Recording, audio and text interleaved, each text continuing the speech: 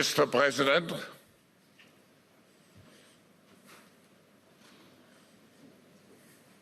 hello. What great honor,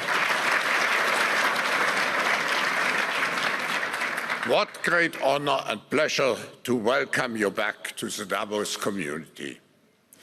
Just 4 days into your new mandate, we highly appreciate your presence with us today. We wish you all the best as you take on your critical work ahead. The global challenges we face today are monumental. The importance of American leadership and your personal leadership in this regard is fundamental and paramount. We are here to hear your vision and policies related to revitalizing the economy and addressing the global challenges. As you might expect, Mr. President, your return to office and your forthcoming policies have been at the focus of our discussions this week.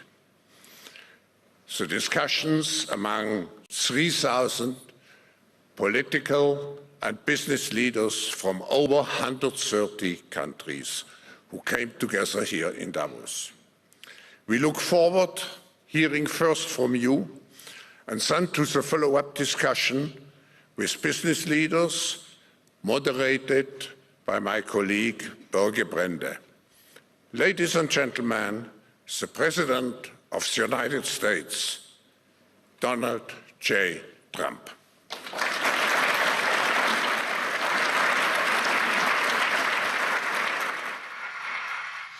Well, thank you very much, Klaus, and hello to everyone in beautiful Davos.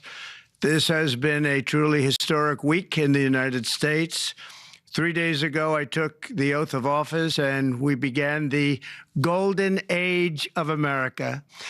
The recent presidential election was won by millions of votes, and all 7, every one of them, all 7 swing states. It was a massive mandate from the American people like hasn't been seen in many years, and some of the political pundits, even some of my so-called enemies, said it was the most consequential election victory in 129 years. That's quite nice. What the world has witnessed in the past 72 hours is nothing less than a revolution of common sense. Our country will soon be stronger, wealthier, and more united than ever before, and the entire planet will be more peaceful and prosperous as a result of this incredible momentum and what we're doing and going to do. My administration is acting with unprecedented speed to fix the disasters we've inherited from a totally inept group of people and to solve every single crisis facing our country. This begins with confronting the economic chaos caused by the failed policies of the last administration. Over the past 4 years, our government racked up $8 trillion in wasteful deficit spending and inflicted nation-wrecking energy restrictions, crippling regulations, and hidden taxes like never before. The result is the worst inflation crisis in modern history and sky-high interest rates for our citizens and even throughout the world. Food prices and the price of almost every other thing known to mankind went through the roof. President Biden totally lost control of what was going on in our country, but in particular with our high inflation economy and at our border. Because of these ruinous policies, total government spending this year is $1.5 trillion higher than was projected to occur when I left office just 4 years ago. Likewise, the cost of servicing the debt is more than 230% higher than was projected in 2020. The inflation rate we are inheriting remains 50% higher than the historic target. It was the highest inflation probably in the history of our country. That's why from the moment I took office, I've taken rapid action to reverse each and every one of these radical left policies that created this calamity, in particular with immigration, crime, and inflation. On day one, I signed an executive order directing every member of my cabinet to marshal all powers at their disposal to defeat inflation and reduce the cost of daily life. I imposed a federal hiring freeze, a federal regulation freeze, a foreign aid freeze, and I created the new Department of Government Efficiency. I terminated the ridiculous and incredibly wasteful Green New Deal. I call it the Green New Scam. Withdrew from the one-sided Paris Climate Accord and ended the insane and costly electric vehicle mandate. We're going to let people buy the car they want to buy. I declared a national energy emergency, and it's so important, national energy emergency to unlock the liquid gold under our feet and pave the way for rapid approvals of new energy infrastructure. The United States has the largest amount of oil and gas of any country on earth, and we're going to use it.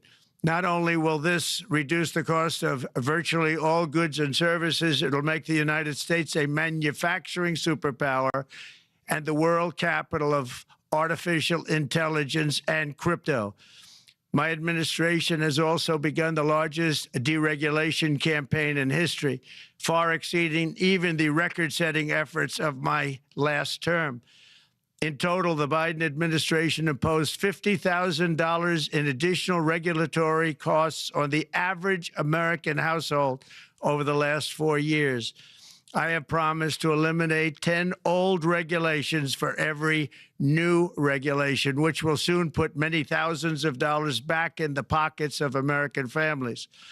To further unleash our economy, our majorities in the House and Senate, which we also took along with the presidency, are going to pass the largest tax cut in American history, including massive tax cuts for workers and family, and big tax cuts for domestic producers and manufacturers. And we're working with the Democrats on getting an extension of the original Trump tax cuts, as you probably know, by just reading any paper. My message to every business in the world is very simple. Come make your product in America, and we will give you among the lowest taxes of any nation on earth. We're bringing them down very substantially, even from the original Trump tax cuts.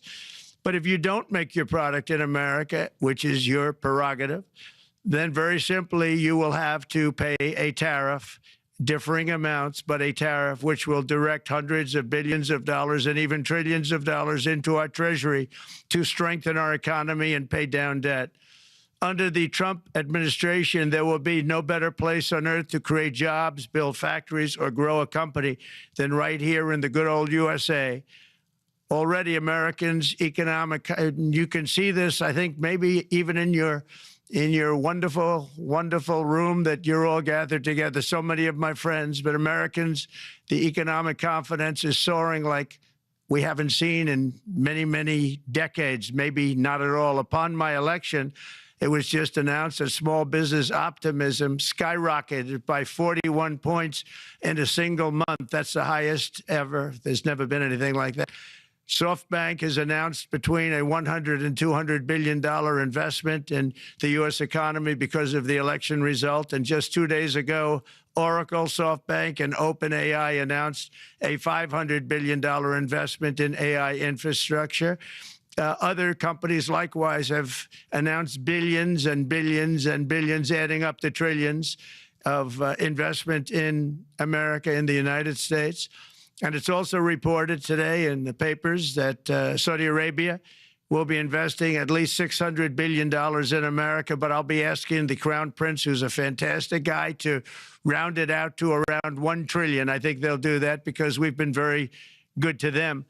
And I'm also going to ask Saudi Arabia and OPEC to bring down the cost of oil. You got to bring it down, which, frankly, I'm surprised they didn't do before the election. That didn't show a lot of love by them not doing it. I was a little surprised by that. If the price came down, the Russia-Ukraine war would end immediately. Right now, the price is high enough that that war will continue. You got to bring down the oil price. You got to end that war. They should have done it long ago. They're very responsible, actually, to a certain extent, for what's taking place. Millions of lives are being lost. With oil prices going down, I'll demand that interest rates drop immediately, and likewise, they should be dropping all over the world. Interest rates should follow us.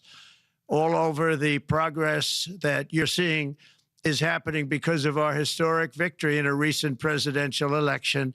one that has become quite well known throughout the world. I think a lot of things are happening to a lot of countries. They say that there's light shining all over the world since the election, and even countries that we aren't particularly friendly with are happy because they understand what there is a future and how great the future will be. Under our leadership, America is back and open for business. And this week, I'm also taking swift action to stop the invasion at our southern border. They allowed people to come in at levels that nobody's ever seen before. It was ridiculous.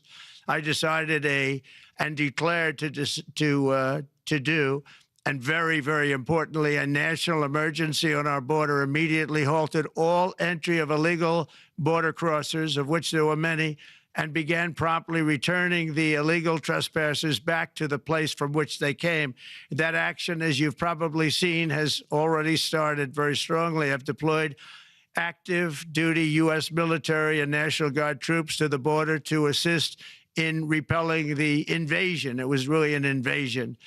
We will not allow our territory to be violated. After 4 long years, the United States is strong and sovereign and a beautiful nation once again. It's a strong, sovereign nation. In addition, I'm pleased to report that America is also a free nation once again. On day one, I signed an executive order to stop all government censorship. No longer will our government label the speech of our own citizens as misinformation or disinformation, which are the favorite words of censors and those who wish to stop the free exchange of ideas and, frankly, progress. We have saved free speech in America, and we've saved it strongly. With another historic executive order this week, I also ended the weaponization of law enforcement against the American people and, frankly, against politicians, and restored the fair, equal, and impartial rule of law.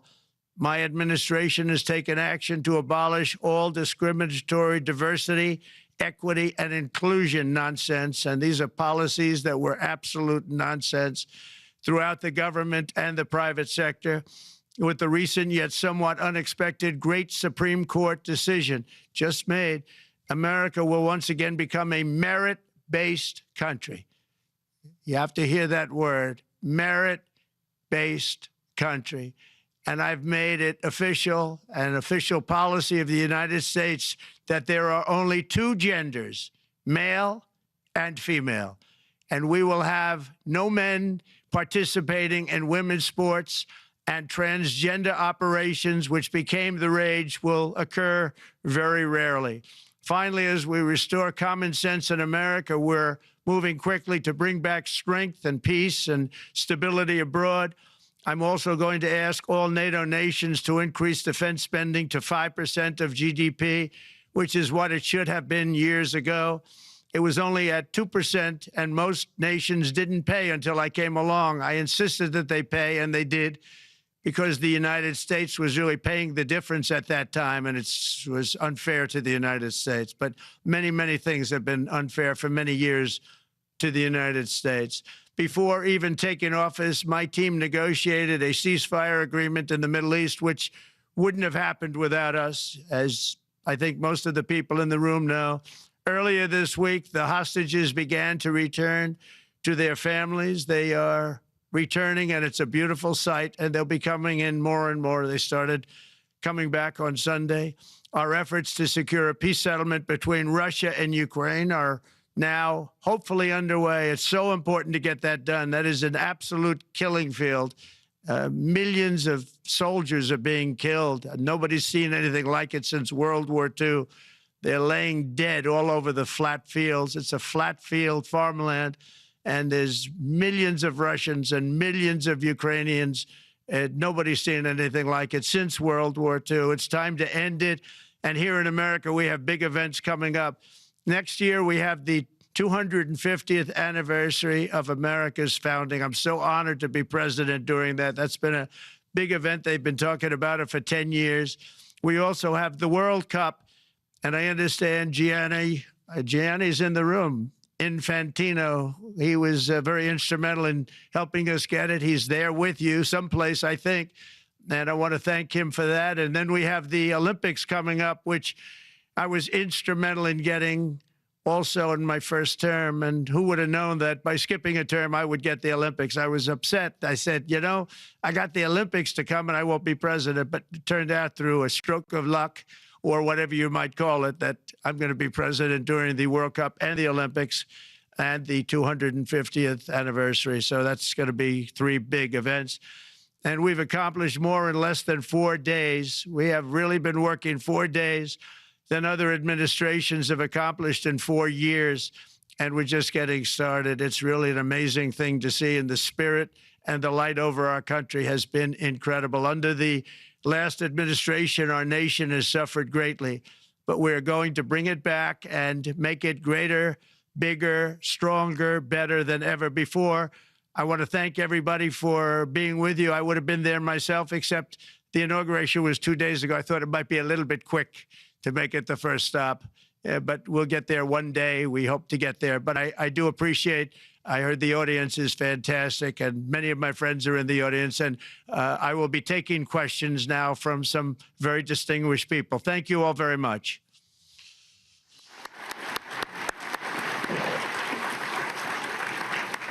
Thank you. Thank you very much, Mr. President, for that very powerful speech. And I think you could hear the applause all the way from Davos to the White House. But next year it will be even better, because then you can get the applause here in Davos. So we wish you welcome to our village next year. We hope to see you. Thank you very much. So we also know, Mr. President, that you open up for interaction here. We have a great panel with some of the most distinguished business people in the world. Let me start with someone that you know really well, that I think is almost a neighbor of you in Florida.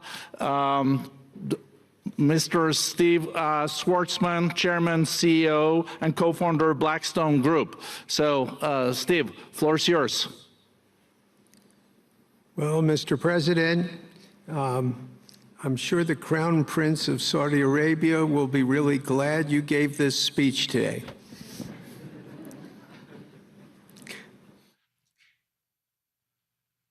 You've had the busiest 4 days that anybody can imagine, and congratulations for that. My question is about some of the things I've observed here at Davos. It's a terrific forum.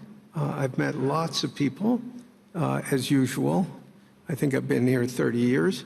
And a lot of the European business people have expressed enormous frustration with the regulatory regime in the EU, and they attribute slower growth rates here because of numerous factors, but especially because of regulations.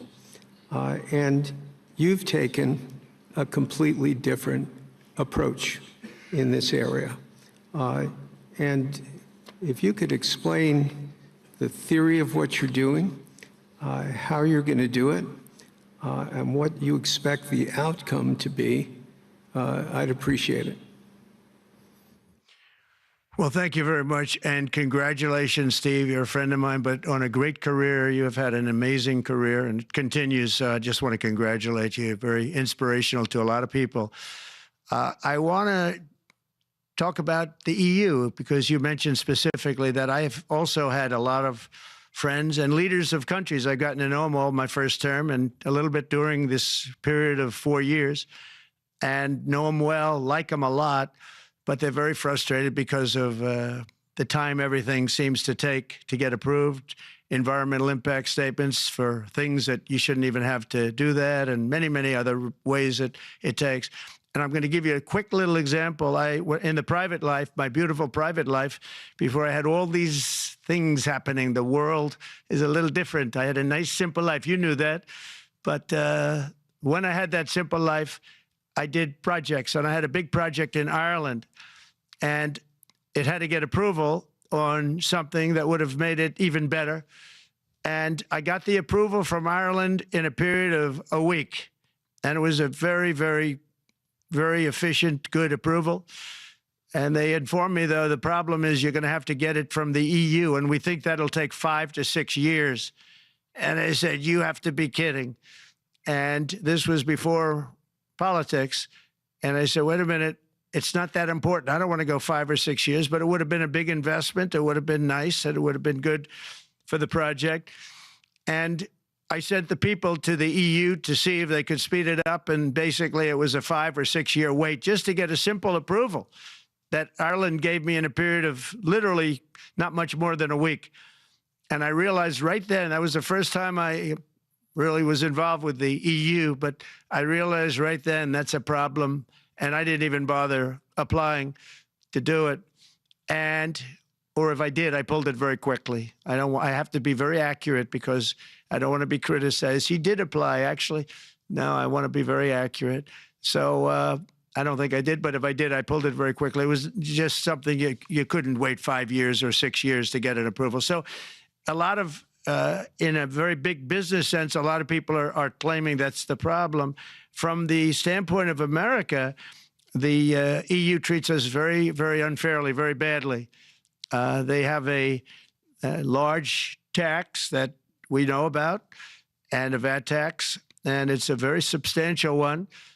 They don't take essentially don't take our farm products, and they don't take our cars, yet they send cars to us by the millions. They put tariffs on things that we want to do. Like, for instance, I think they actually, in terms of, these are non-economic or non-monetary tariffs, and those are very bad, and they make it very difficult to bring products into Europe, and yet they expect to be selling, and they do sell their products in the United States. So we have, hundreds of billions of dollars of deficits with the EU, and nobody's happy with it, and we're going to do something about it, but nobody's happy with it. So I think the EU has to speed up their process.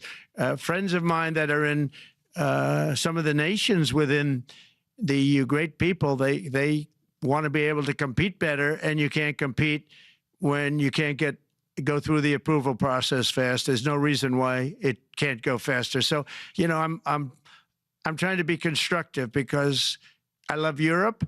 I love the countries of Europe, but the process is a very cumbersome one, and they do treat the United States of America very, very unfairly with the VAT taxes and all of the other taxes they impose. One other, just to finish up, I got a call from the head of a major airline, one of the biggest airlines in the world, and he said, sir, could you help us? What? Landing in Europe is brutal. They charge us fees for everything, and it's so unfair. I said, how does it compare to China? He said, it's much worse. And the other thing, as you know, they took court cases with Apple, and they supposedly won a case that most people didn't think was much of a case. They won 15 or 16 billion from Apple. They won billions from Google.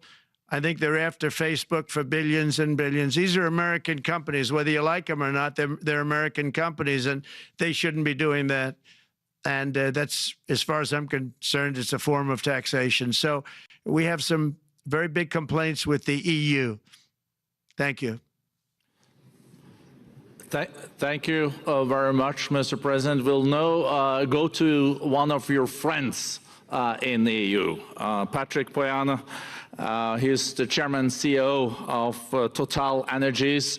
I guess you have a question ready, Patrick, for the president. Mr. President, as we understand, energy is at the top of your agenda, and it's an honor for me to represent the energy industry tonight. In this panel, Total Energies is indeed the fourth largest oil and gas and electricity company in the world. I will not ask you a question about the oil price. It's quite clear what you expect from us. I will go to gas more. And our company is the largest #1 exporter LNG from the US company. We are a strong contributor to, and we invest in a mammoth LNG projects in Texas, $20 billion. It's far from 200, but it's $20 billion. And we contribute with that to security of supply to Europe, as we export this LNG to Europe. Some experts fear that if there are too many projects developed in the US on LNG, this could have an inflationary impact on the US domestic gas price. And they recommend a pause on these projects. I would ask you the following question. What are your views about such a pause on investments on LNG in the US? What would happen if you would observe an increased domestic gas price because of these exports? And final question, which is important for Europe, would you agree to guarantee security of supplies of US LNG to Europe? Well, on the last part of your question, yes, I would. I would make sure that you get it. If we make a deal, we make a deal, you'll get it. Because a lot of people do have that problem. They make a deal and then it can't get supplied because of war-type problems and other problems. So we would absolutely do that. LNG is very interesting because when I took office for the first term, one of the first things I looked at was there were two very massive plants in Louisiana, a state that has been very good to me, won it by many, many points. And I felt strongly indebted to it, actually. And they said there are two plants that have been under environmental consideration for more than 10 years. And they were costing, as you say, you know how expensive those plants are, but they were costing like 12 billion and I think 14 or 15 billion, but they couldn't get their permits. They were in review for years, many, many years, like a decade or more. And I said, so ridiculous. I know so much about that because in the construction industry, I had to go through it too, but I got good at it after a while.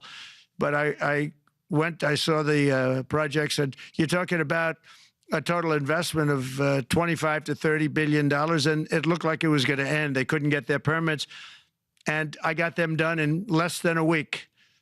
It was done, completed. In fact, when they called them to announce that it was done, the countries, largely countries, Japan was involved and another country and some very big investors, they couldn't believe it. They actually couldn't believe it. And I said, just do yourself one favor. Don't pay any consultants, because the only one that got it done was me. I got it done because it was the right thing to do for the U.S. and for the world, but the consultants had nothing to do with it. You know, the consultants go in and they say, give us millions of dollars because Trump did it. Nobody called me about it. I just heard it was a problem for years. And I got it done because it was the right thing to do for the U.S. and the right thing to do for beyond. It had to do with energy, very important. So I think it's very important. I think I disagree with one. I think the more that you do, the lower the price is going to go. And what I'd like to see is rapid approvals. We're going to give very rapid approvals in the United States, like with the AI plants, talking to many people want to build them. That's going to be a very big thing. We're going to build electric generating facilities. They are going to build. I'm going to get them the approval. Under emergency declaration, I can get the approvals done myself without having to go through years of waiting. And the big problem is we need double the energy we currently have in the United States. Can you imagine? For AI to really be as big as we want to have it, because it's a very competitive, it'll be very competitive with China and others. So I'm going to give emergency declarations so that they can start building them almost immediately. And I think it was largely my idea because nobody thought this was possible. It wasn't that they were not smart, because they're the smartest. But I told them that what I want you to do is build your electric generating plant right next to your plant as a separate building, connected. And they said, wow, you're kidding. And I said, no, I'm not kidding. You don't have to hook into the grid, which is old and, you know, could be taken out. If it's taken out, they wouldn't have any way to get any electricity. So we are going to allow them to go on a very rapid basis to build their plant, build the electric generating plant. They can fuel it with anything they want, and they may have coal as a backup, good, clean coal, you know. If there were a problem with a pipe coming in, as an example, you're going with gas, oil or gas, and a pipe gets blown up or for some reason doesn't work, there are some companies in the U.S. that have coal sitting right by the plant so that if there's an emergency, they can go to that short-term basis and use our very clean coal. So that's something else that a lot of people didn't even know about. But nothing can destroy coal, not the weather, not a bomb, nothing. It might make it a little smaller, might make it a little different shape, but coal is very strong as a backup. It's a great backup to have that facility, and it wouldn't cost much more money. And we have more coal than anybody. We also have more oil and gas than anybody. So we're going to make it so that the plants will have their own electric generating facilities attached right to their plant. They don't have to worry about a utility. They don't have to worry about anything. And we're going to get very rapid approvals. Thank you. Thank you so much, Mr. President. We'll now go to another CEO that you know very well, Brian Moynihan, the CEO and Chair of Bank of America. Good afternoon, Mr. President, and congratulations, and obviously an eventful week for you and your family. If you remember 5 years ago, you came here and we walked among 150 CEOs from all over the world, and you engaged with them about your policies and your procedures. This year, you're not here, and yet this week was eventful from the orders that you mentioned earlier, literally a wave of orders coming out on immigration, on trade, and many other matters.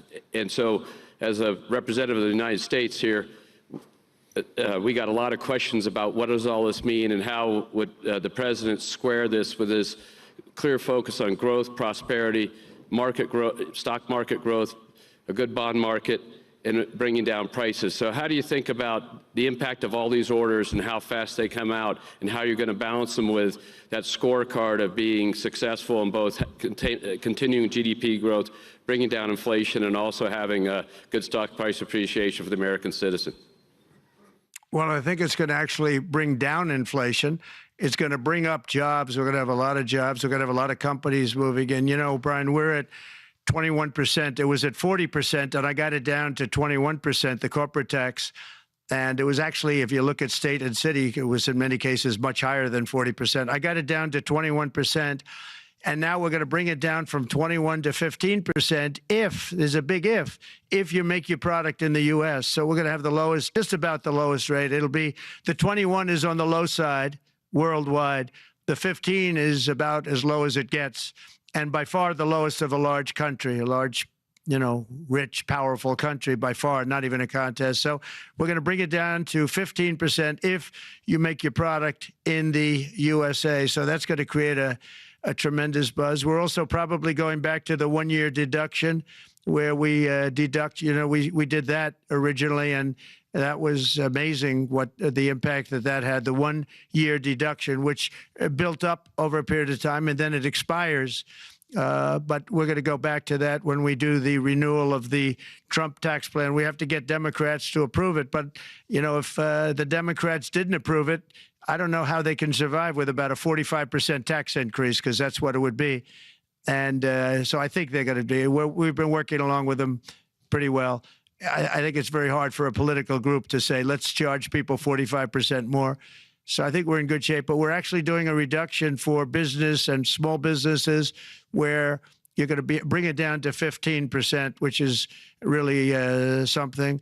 And by the way, speaking of you, and you've done a fantastic job, but I hope you start opening your bank to conservatives, because many conservatives complain that the banks are not allowing them to do business within the bank. And that included a place called Bank of America. They don't take conservative business. And I don't know if the regulators mandated that because of Biden or what, but you and Jamie and everybody, I hope you're going to open your banks to conservatives, because what you're doing is wrong. Mr. President, I'll say that your friend Gianni said hello, told me to tell you hello, and we look forward to sponsoring the World Cup when it comes, both this summer for the club and next year. So thank you for getting that for the United States. Thank you very much, Brian. Thank you, Mr. President. We'll now go to Anna Butin. She's the Executive Chairman of Banco Santander, one of the big European banks, and also in the U.S. So, Anna. Mr. President, congratulations on a historic victory. I believe you don't know me as well as my fellow panelists, so a few words. Santander is one of the largest banks in the world by number of customers, 170 million. That's more than my friend Brian or my friend Jamie have. And those... They fixed the regulation. That's coming, that's coming. That was cheeky. we're a big investor in the United States. We have many million customers, 12,000 employees. We're one of the largest auto lenders, and we recently launched a fully digital bank called Open Bank.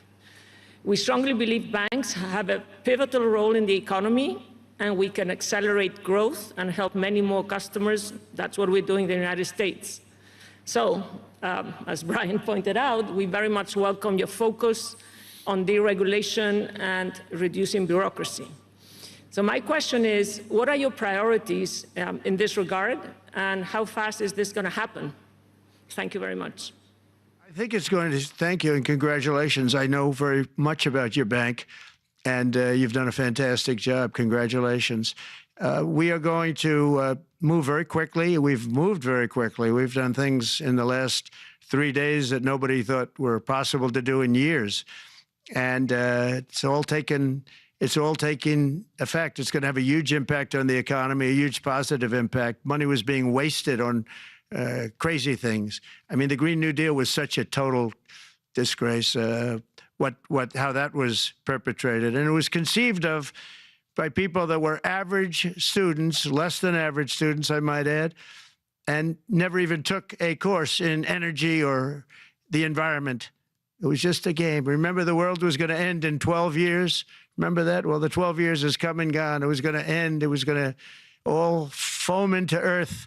But, you know, the time has come. These people, and they really scared the Democrats large. I can't say the Republicans. The Republicans maybe could have fought harder to stop it, but it's been a tremendous waste of money. You know, during my 4 years, we had the cleanest air, we had the cleanest water, and yet we had the most productive economy in the history of our country. We had the most productive economy until COVID came. We had the most productive in the history of our country by far, and actually, you can look worldwide. We were beating everybody from China to everybody else. So, and we think we really now, with what we have learned and all of the other things that have taken place, we think we can even far surpass that, actually far, far surpass it.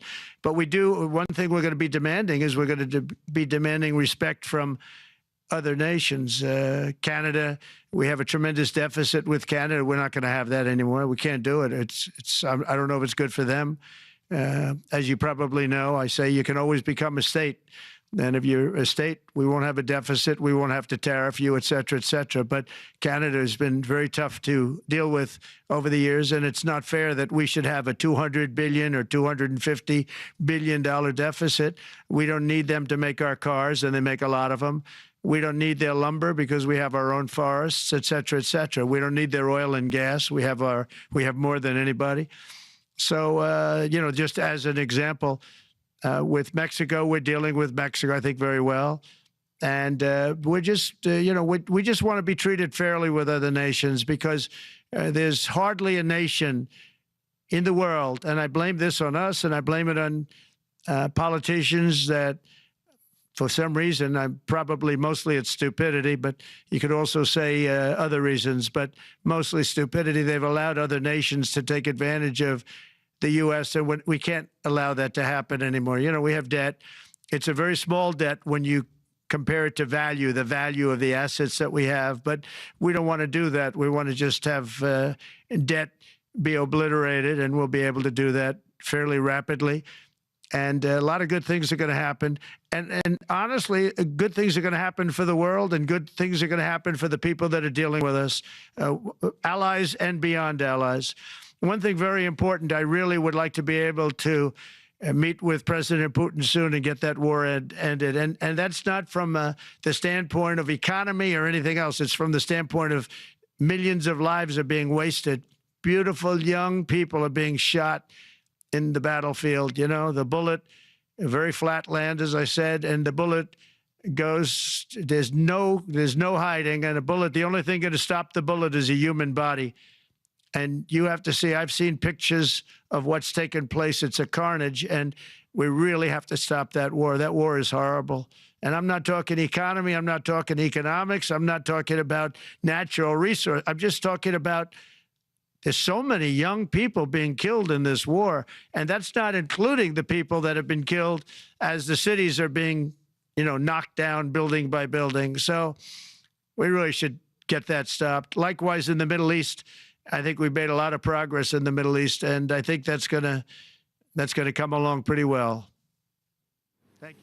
Thank you, Mr. President. We know that the most consequential relationship in the world is between the U.S. and China. U.S.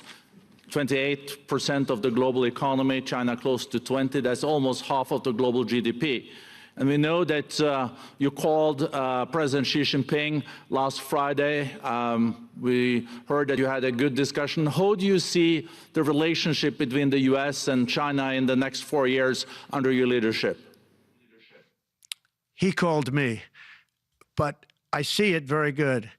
I think that we're going to have a very good relationship. All we want is fairness. We just want a level playing field. We don't want to take advantage. We've been having massive deficits with China. Biden allowed it to get out of hand. He's $1.1 trillion deficit. It's ridiculous. And it's just an unfair relationship. And we have to make it just fair. We don't have to make it phenomenal. We have to make it a fair relationship. Right now, it's not a fair relationship. The deficit is massive, as it is with other countries, a lot of Asian countries, actually. But we have deficits that are very big, and we can't keep doing that. So we're not going to keep doing that. But I like President Xi very much. I've always liked him. We always had a very good relationship. It was very strained with COVID coming out of Wuhan. Obviously, that strained it. I'm sure it strained it with a lot of people, but that strained our relationship. But we always had a great relationship, I would say, and we look forward to doing very well with China and getting along with China. Hopefully, China can help us stop the war with, in particular, Russia, Ukraine. They have a great deal of power over that situation, and we'll work with them. And I mentioned that during our phone conversation with President Xi. And hopefully we could work together and get that stopped. We'd like to see denuclearization. In fact, with President Putin, prior to an election result, which was frankly ridiculous, we were talking about denuclearization of our two countries, and China would have come along. China has a much smaller, right now, nuclear armament than us, or field than us, but they're going to be catching it at some point over the next 4 or 5 years. And I will tell you that President Putin really liked the idea of cutting way back on nuclear. And I think the rest of the world, we would have gotten them to follow. And China would have come along too. China also liked it. Tremendous amounts of money are being spent on nuclear. And the destructive capability is something that we don't even want to talk about today because you don't want to hear it. It's too depressing. So we want to see if we can denuclearize, and I think that's very possible. And I can tell you that President Putin wanted to do it. He and I wanted to do it. We had a good conversation with China. They would have been involved, and that would have been an unbelievable thing for the planet. Mr. President, when you're back here in Davos next year, will there be then a peace agreement with Ukraine and Russia by then? Well, you're going to have to ask Russia. Ukraine is ready to make a deal. Just so you understand, this is a war that should have never started. If I were president, it would never have started. This is a war that should have never, ever been started. And it wasn't started during there was never even talk about it. I knew that it was the apple of President Putin's eye, but I also knew that there was no way he was going in, and he wasn't going to go in. And then when I was out, bad things happened, bad things were said, a lot of stupidity all around, and you end up with what you have. Now you have all these bombed out cities. They look like demolition sites with many people killed. I think the thing that you'll see about Ukraine is that far more people have died than is being reported. And I've seen that. But far, far more people have died. When you look at a city that's become a demolition site where big buildings have been collapsed by missiles hitting them and everything else, and they say one person was slightly injured. No, many people were killed. Those are big buildings. I was surprised at how that was my business. These are buildings that go 2 and 3 blocks long. They're 20 stories high. They're big, powerful buildings, and they were knocked down, and there were a lot of people in those buildings. That announced that 2 people were injured. That's not true. So I think you're going to find that there were many more people killed in Ukraine in the Ukraine war than anybody has any idea. But if you look now, so many of the people being killed are soldiers just facing each other with guns, rifles, and drones, the new form of warfare, drones. And it's a very sad thing to see. And when you see pictures of the fields that I see, nobody wants to see it. You'll never be the same. Thank you very much, Mr. President, on behalf of all the 3,000 participants here in Davos. We really underline that joining us the 3rd day in your presidency, live taking questions here is so appreciated, and we are already ready for receiving you next year in person. So thank you very much, and all the best from Davos. Thank you. Thank you very much. Thank you.